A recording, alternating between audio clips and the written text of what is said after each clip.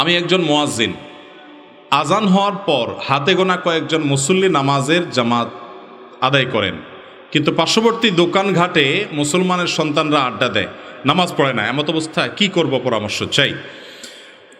এইরকম মুয়াজ্জিন যিনি তার এলাকার মুসল্লিদের নামাজ না পড়া নিয়ে চিন্তিত, এই মুয়াজ্জিন আমাদেরকে আশার আলো দেখায় ইনশাআল্লাহ।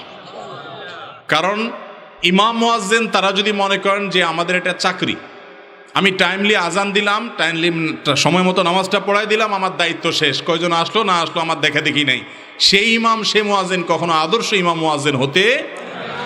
ইমাম মুয়াজ্জিন তো আদর্শ হবেন তারা যারা এলাকার বেনামাজিদেরকে দরদ দিয়ে, আন্তরিকতা দিয়ে আল্লাহর ঘরমুখী করবেন, আল্লাহ থেকে দূরে যাওয়া মানুষগুলোকে আল্লাহর নিকটে আনবেন, আল্লাহ ভোলা মানুষগুলোকে আল্লাহ ওয়ালা করার চেষ্টা করবেন। এটাই হলো ইমাম মুয়াজ্জিন আদর্শ হলে তাদের কাজ এবং দায়িত্ব।